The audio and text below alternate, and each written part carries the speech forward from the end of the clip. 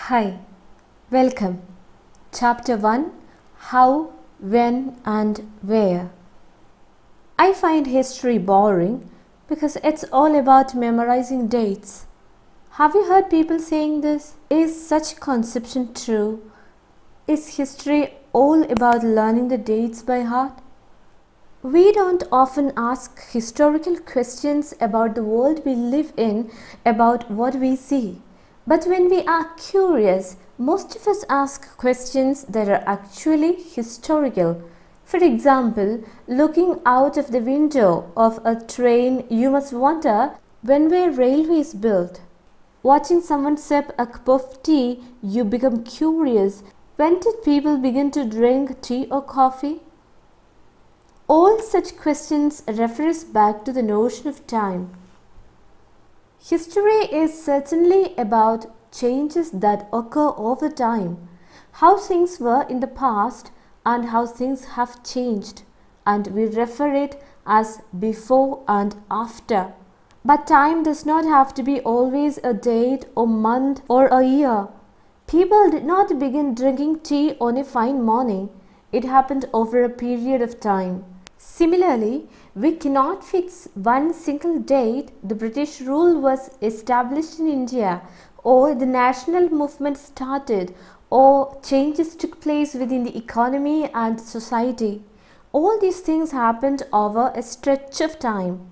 We refer to the period when particular changes began to be visible. Why then do we associate history with dates? There is a reason. In the past, history was much about battles, big events, and the rulers. The historians wrote about the year a king was crowned, married, and had a child, the year he fought a war, the year he died, and the year next ruler became king. So, for events such as these, dates can be determined. However, historians still debate about these dates. So, which dates? By what criteria do we choose a set of dates as important? The dates become vital or important when the event we focus on becomes important. Let's consider an example. In the history of India written by British historians, the rule of each Governor General was important. This history began with the first Governor General, Warren Hastings, and ended with the last Viceroy, Lord Mountbatten. Look at this picture. Warren Hastings became the first Governor General of India in 1773.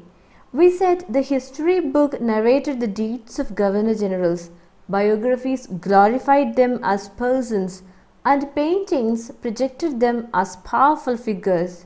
In the coming chapter, we'll learn about others: Hastings, Wellesley, Bentinck, Dalhousie, Canning, Lawrence, Lytton, Ripon, Curzon, Harding, and Irvine.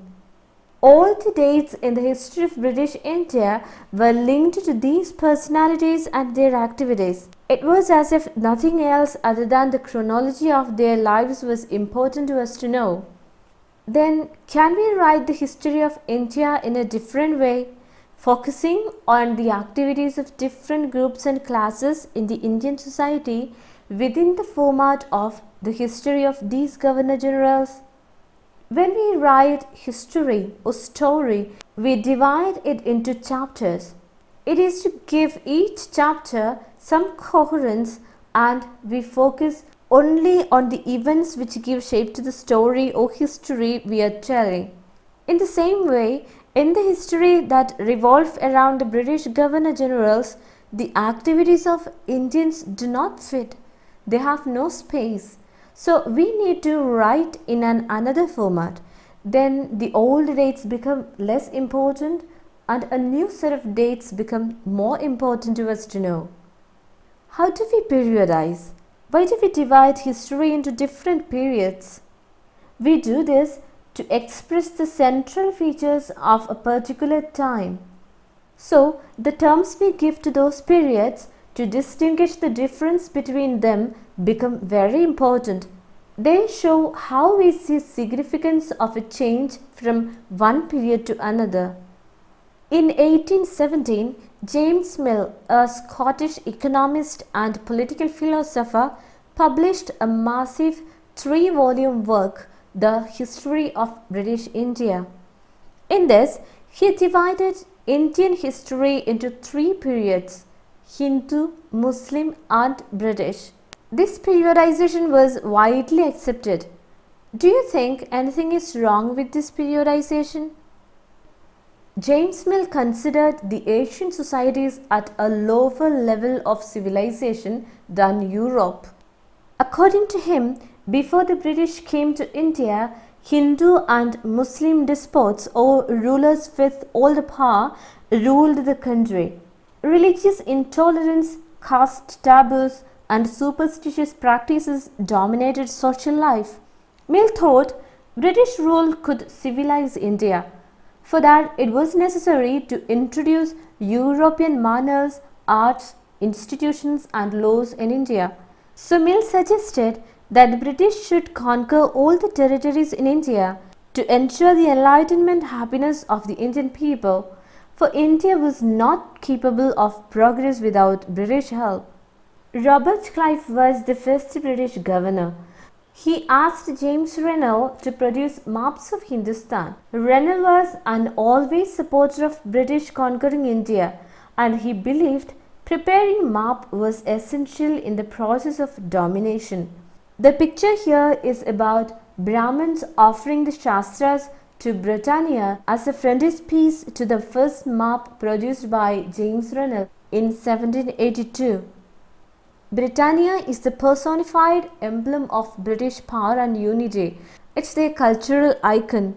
So this picture suggests that Indians willingly handed over the ancient texts to Britannia, the symbol of British power. It was as if asking her to become the protector of Indian culture. So in this idea of history, the British rule represented all forces of progress and civilization, and the period before the British rule was one of darkness. Can such conception be accepted today? We said the British historians divided the Indian history as Hindu, Muslim and British. Can we think of any period of history as Hindu or Muslim? We know many other faiths existed in India simultaneously in these periods. Can we periodize the history only through the religion of rulers of that time? If we do so, it suggests the lives and practices of the others do not really matter. Moving away from these British classifications, historians have always divided the Indian history into ancient, medieval and modern. But this division also has its own problem.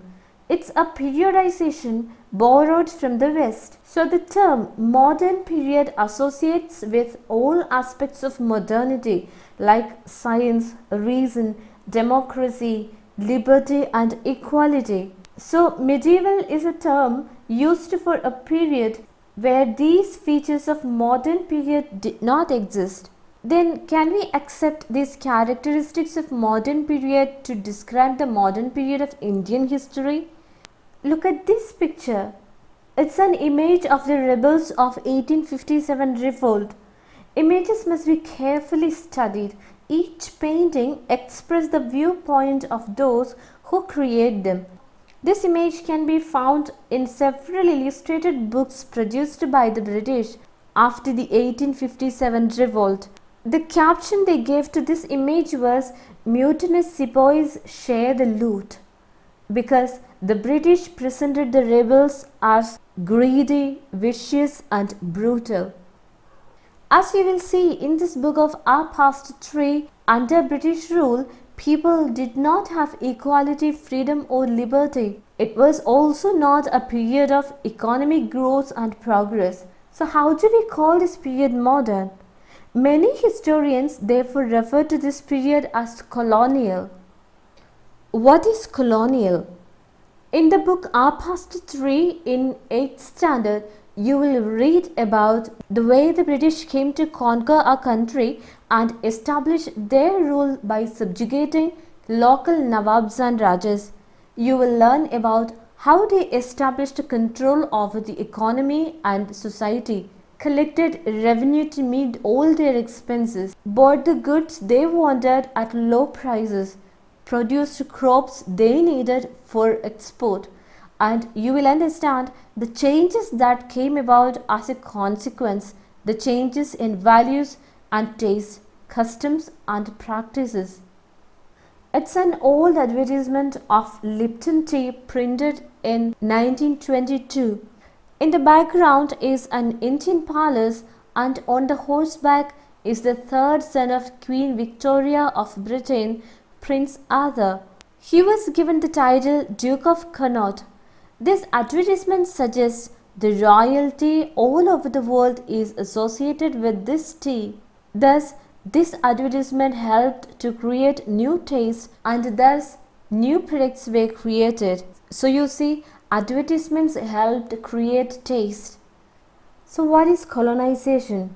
When subjugation of one country by another country leads to such political, economic, social and cultural changes, we call this process as colonization. How do we know? What sources do historians use in writing about the last 250 years of Indian history? Administration produces records. One important source is the official records of British administration. The British believed that the act of writing was important. Every instruction, plan, policy, decision, agreement, investigation, everything had to be clearly written up. Once this was done, things could be properly studied and debated. The British also felt that all important documents and letters needed to be carefully preserved. So, they set up record rooms attached to all administrative institutions: the village Tahsildar's office, the collectorate, the commissioner's office, the provincial secretariat, the law courts, all had their record rooms. Specialized institutions like archives and museums were also established to preserve important records. The National Archives of India and the National Museums were set up in 1920s. These were located very close to the Viceregal Palace, or today's Rashtrapati Bhavan. Letters and memos that moved from one branch of administration to another in the early 19th century can still be seen in the archives. In those years, these documents were carefully copied out by calligraphists. Who is a calligraphist? A calligraphist is someone who is specialized in the art of beautiful writing. By middle of the 19th century, with the spread of printing, multiple copies of these records were printed as proceedings of each government department. See, here's a report to the Home Department. In 1946, the colonial government in India was trying to put down a mutiny or to stop a revolt that broke out in the ships of the Royal Navy. It's a sample report the Home Department got from dockyards Bombay, Karachi and Visakhapatnam. Surveys become important. The practice of surveying also became common under the colonial administration. The British believed that they must know a country well before they administer or govern it. By the early 19th century, detailed surveys were being carried out to map the entire country. In the villages, revenue surveys were conducted. It was to know the topography, the soil quality, the flora, the fauna, the local histories and the cropping pattern, all the facts they thought necessary to rule a region. See, here is a drawing by James Prinsep in the year 1832. It shows mapping and survey operations in progress in Bengal. You can see all the instruments that were used in surveys are placed in the foreground to emphasize the scientific nature of the project. From the end of 19th century, census operations were held every 10 years. These were held to prepare detailed record of number of people of every province in India, noting their caste, religion and their occupation. Other surveys that were carried out in those periods were botanical surveys, zoological surveys, forest surveys, archaeological surveys and anthropological surveys. Here's a drawing of custard apple plant. Botanical gardens and natural history museums were established by the British. They collected plant specimens and informations about their uses. Artists were asked to draw pictures of these specimens.